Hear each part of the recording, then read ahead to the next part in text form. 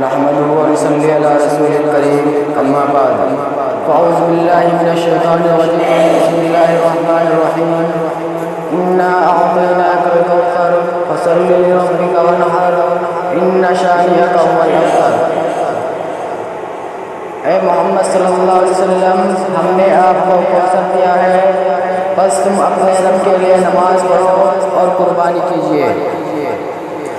میرے محترم بزرگوں اور دوستوں، قربانی ایک عظیم الشان عبادت ہے۔ حضرت آدم علیہ السلام کے زمانے سے شروع ہوئی اور امت محمدیہ تک مشروع چلی آ رہی ہے۔ ہر مذہب و ملت کا اس پر عمل رہا ہے۔ قرآن کریم میں ایک جگہ ارشاد ہے وَلِكُلِّ أُمَّةٍ جَعَلْنَا مَنْسَكًا لِيَذْكُرُوا اسْمَ اللَّهِ عَلَىٰ مَا رَزَقَهُم مِّن بَهِيمَةِ الْأَنْعَامِ۔ ہم نے ہر امت کے لیے قربانی مقرر کی تاکہ وہ چوپائیوں کے مخصوص جانوروں پر اللہ کا نام لے جو اللہ نے عطا فرمائی۔ قربانی کا عمل اگرچہ ہر امت میں جاری رہا ہے، لیکن حضرت ابراہیم علیہ السلام کے زمانے میں خصوصی اہمیت اختیار کیا۔ اس کی وجہ سے سنت ابراہیمی کہا گیا ہے، کیونکہ حضرت ابراہیم علیہ السلام نے محض خدا کی رضامندی کے لیے اپنے بیٹے حضرت اسماعیل علیہ السلام کو قربانی کے لیے پیش کیا تھا۔ اسی عمل کی یاد میں ہر سال مسلمان قربانیاں کرتے ہیں۔ اس قربانی سے ایک اطاعت شیار مسلمان کو یہ سبق ملتا ہے کہ وہ رب کی فرما برداری اور اطاعت میں ہر قسم کی قربانی کے لیے تیار رہے، مال و متاع کی محبت کو چھوڑ کر خالص اللہ کی محبت دل میں پیدا کریں۔ نیز قربانی کے وقت یہ بات بھی ملحوظ رہنی چاہیے کہ قربانی کی طرح دیگر تمام عبادات میں مقصود رضا الہی رہے، غیر کے لیے عبادت کا شائبہ تک دل میں نہ رہے۔ گویا مسلمان کی زندگی اس آیت کی عملی تفسیر ہے۔ ان الصلاۃ ونسکی وما یحیی ومماتی للہ رب العالمین۔ میری نماز، میری قربانی، میرا جینا، میرا مرنا سب اللہ کی رضامندی کے لیے ہے جو تمام جہانوں کا پالنے والا ہے۔ قربانی کی اہمیت اس بات سے بھی واضح ہے کہ نبی اکرم صلی اللہ علیہ وسلم نے مداوت فرمائی۔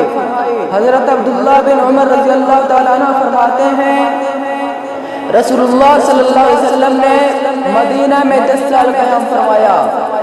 اس قیام کے دوران آپ قربانی کرتے رہے۔ کسی حدیث میں قربانی کے فضائل وارد ہیں۔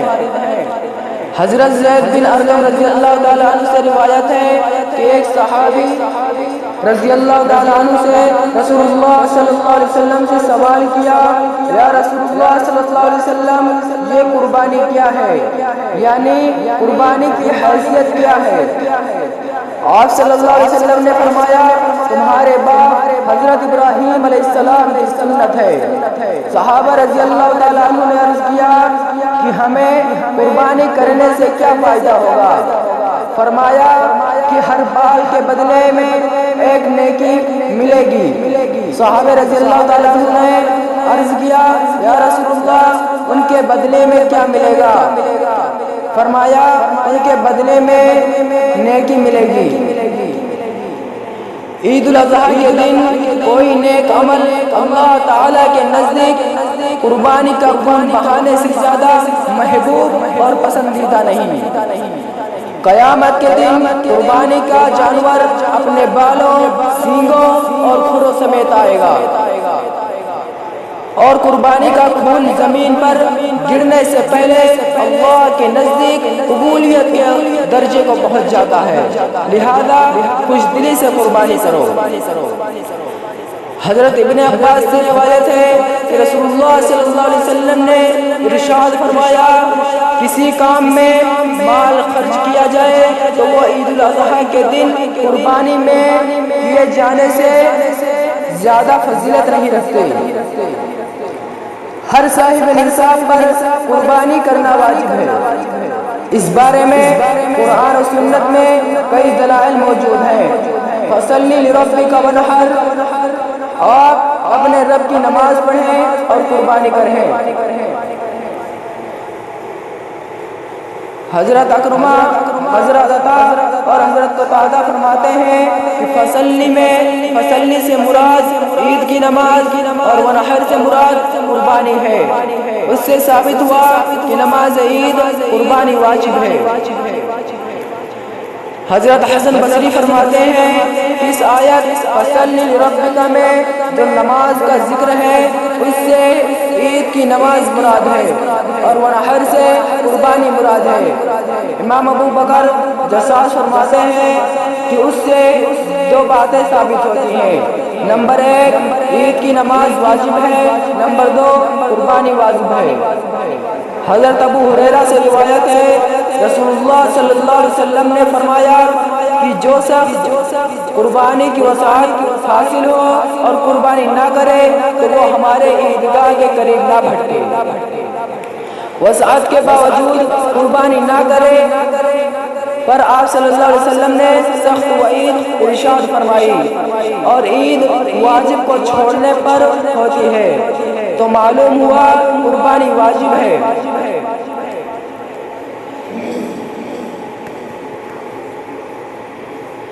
رسول اللہ صلی اللہ علیہ وسلم کے ساتھ عرفات میں ٹھہرے ہوئے تھے۔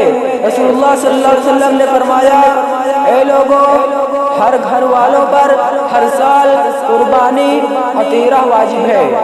اس حدیث سے دو قسم کی قربانیاں معلوم ہوتی ہیں، ایک عید الاضحیٰ کی قربانی اور دوسرا عطیرہ کا فائدہ۔ عطیرہ اس قربانی کو کہا جاتا ہے جو زمانے جاہلیت میں رجب کے مہینے میں بتوں کے نام پر ہوتی تھی۔ اسلام کے آنے کے بعد اس کے نام پر ہونے لگی، لیکن بعد میں اسے منسوخ فرما دیا گیا۔ چنانچہ حضرت ابو ہریرہ سے روایت ہے رسول اللہ صلی اللہ علیہ وسلم نے فرا اور عطیرہ سے منع فرمایا۔ فرا اس بچہ کو کہا جاتا تھا جو اونٹنی پہلی مرتبہ جنتی تھی، اور زمانے جاہلیت میں اسے بتوں کے نام پر قربان کیا جاتا تھا۔ ابتدا اسلام میں یہ اللہ کے نام پر ذبح ہوتی رہی، لیکن بعد میں اسے منسوخ کر دیا گیا۔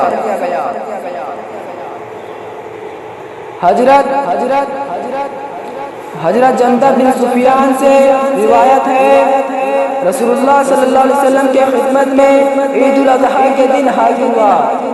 آپ صلی اللہ علیہ وسلم نے فرمایا، جس نے عید کی نماز سے پہلے قربانی کا جانور ذبح کر دیا تو اسے چاہیے کہ اس کی جگہ دوسری قربانی کرے، اور جس نے عید کی نماز سے پہلے ذبح کیا تو اسے چاہیے عید کے نماز کے بعد ذبح کرے۔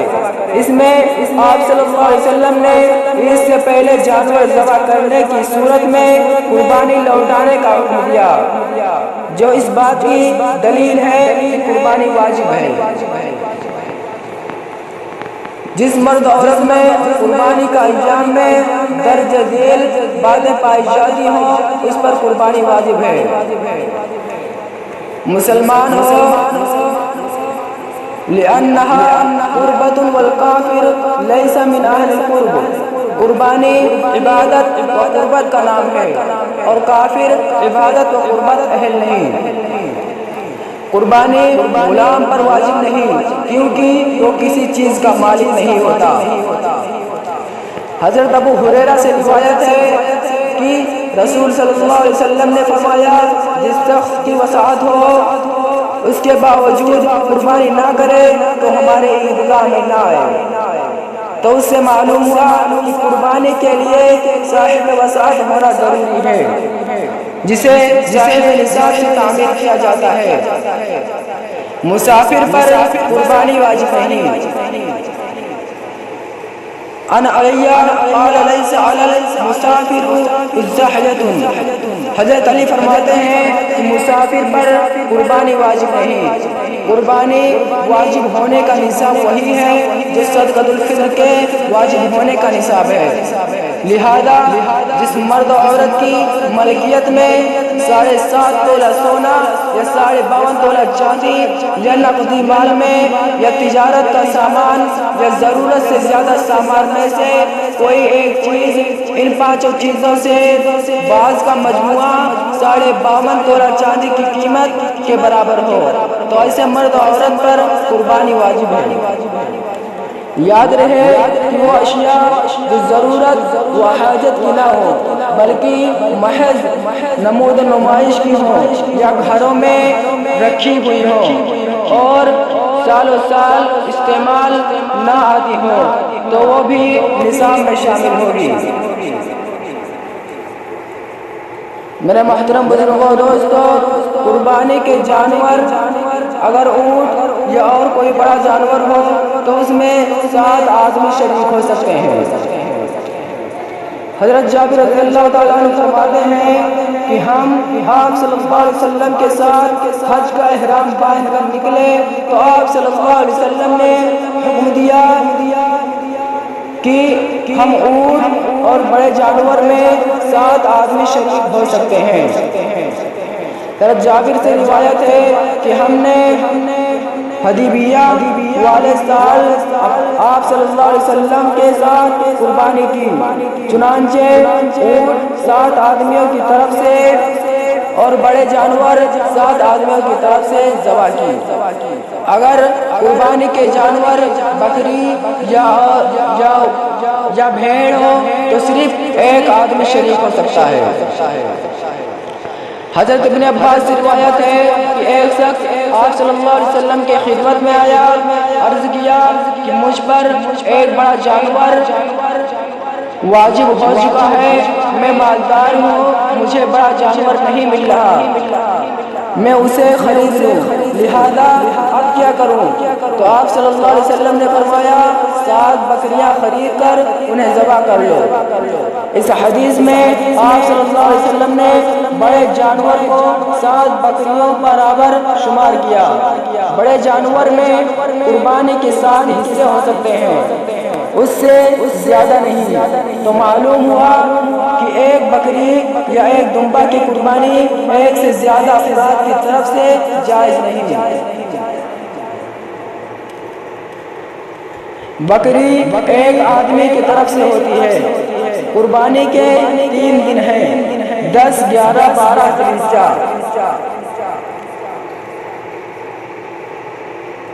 اپنے فوائد کے لیے آموزد ہوں اور ایام مقرر میں ان مقصود چوپائیوں اللہ کا نام لیں۔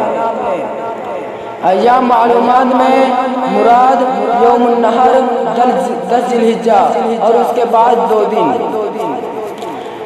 حضرت سلمان سے روایت ہے کہ نبی اکرم صلی اللہ علیہ وسلم نے فرمایا جو شخص قربانی کرے تو تیسرے دن کے بعد اس کے گھر میں قربانی کا گوشت سے کچھ نہیں بچنا چاہیے۔ اس حدیث سے معلوم ہوا کہ قربانی کے دن 3 ہی ہیں، اس لیے کہ جب چوتھے دن قربانی کا بچا ہوا گوشت رکھنے کی اجازت نہیں تو پورا جانور قربانی کرنے کی اجازت کہاں سے ہوگی؟ 3 دن کے بعد قربانی کا گوشت رکھنے کی ممانعت ابتدائی اسلام میں تھی، بعد میں اجازت دی گئی کہ اسے 3 دن کے بعد بھی رکھا جا سکتا ہے۔ اس سے کوئی یہ نہ سمجھے کہ جب 3 دن کے بعد گوشت رکھنے کی اجازت مل گئی تو 3 دن کے بعد ہی قربانی دینے کی اجازت دی جا سکتی ہے، اس لیے کہ گوشت تو سارا سال بھی رکھا جا سکتا ہے۔ تو کیا سارا سال قربانی کیا جا سکتا ہے؟ ہرگز نہیں۔ 3 دن کے بعد قربانی کی اجازت نہ پہلے تھی اور نہ اب ہے۔ حضرت علی سے بھی یہی منقول ہے کہ قربانی کے دن 3 ہی ہیں۔ حضرت عبداللہ بن عباس فرماتے ہیں کہ میں قربانی کے دن 10 ذی الحجہ اور اس کے بعد 2 دن ہیں۔ البتہ یوم النحر کو قربانی کرنا افضل ہے۔ قربانی کا وقت شہر والوں کے لیے نماز عید ادا کرنے کے بعد اور دیہات والوں کے لیے جن پر نماز جمعہ فرض نہیں، صبح صادق شروع ہو جاتا ہے، لیکن سورج طلوع ہونے کے بعد ذبح کرنا بہتر ہے۔ حضرت برا بن عازب سے روایت ہے، میں نے نبی اکرم صلی اللہ علیہ وسلم سے سنا، آپ خطبہ ارشاد فرما رہے تھے کہ ہمارے اس عید کے دن میں سب سے پہلا کام یہ ہے کہ ہم نماز پڑھیں، پھر واپس آ کر قربانی کریں۔ جس نے ہمارے اس طریقے پر عمل کیا، یعنی عید کے بعد قربانی کی، تو اس نے ہمارے طریقے کے مطابق درست کام کیا، اور جس نے نماز سے پہلے قربانی کر دی تو یہ محض گوشت ہے جو اس نے اپنے گھر والوں کے لیے تیار کیا، اس کا قربانی سے کوئی تعلق نہیں۔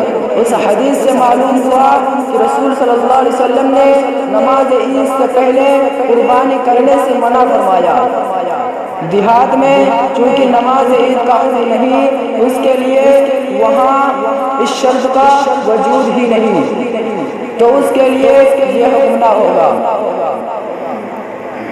خصوصی جانور کی قربانی کرنا جائز ہے۔ اگر کوئی آدمی عقیقہ کی نیت سے قربانی کے جانور میں اپنا حصہ رکھ لے تو یہ جائز ہے۔ اگر ایسا لنگڑا جانور ہو جو چلتے وقت پاؤں زمین پر بالکل نہ رکھ سکتا ہو تو اس کی قربانی جائز نہیں۔ البتہ اگر وہ چلنے میں اس کے پاؤں زمین پر سہارا لیتے ہوں تو قربانی جائز ہے۔ اگر جانور کے اکثر دانت ٹوٹے ہوں اور وہ چارہ بھی نہ کھا سکتا ہو تو اس کی قربانی جائز نہیں۔ اگر چارہ کھا سکتا ہے تو اس کی قربانی جائز ہے۔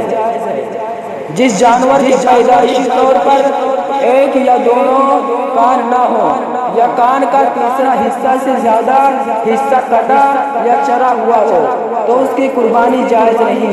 ہاں اگر تیسرے حصے سے کم حصہ کٹا ہو تو اس کی قربانی جائز ہے۔ اگر جانور کا سینگ ٹوٹا ہے لیکن جڑ سے نہیں اکھڑا تو اس کی قربانی جائز ہے، اور اگر جڑ سے اکھڑ چکا ہو تو اس کی قربانی جائز نہیں۔ جانور کی دم اگر تہائی سے کم کٹی ہو تو اس کی قربانی جائز ہے، اگر تہائی سے زیادہ کٹی ہوئی ہو تو اس کی قربانی جائز نہیں۔ بڑے جانور اونٹ وغیرہ کا ایک تھن خراب ہو اور باقی کے 3 ٹھیک ہوں تو قربانی جائز ہے، اور اگر تھن خراب ہو تو قربانی جائز نہیں۔ اسی طرح بکری وغیرہ کا تھن خراب ہو تو قربانی جائز نہیں۔ جانور اگر اندھا ہو یا کانا ہو یا ایک آنکھ سے تہائی یا اس سے زیادہ روشنی نہ ہو اس کی قربانی جائز نہیں۔ ہاں اگر روشنی تہائی سے کم جاتی رہے تو قربانی جائز ہے۔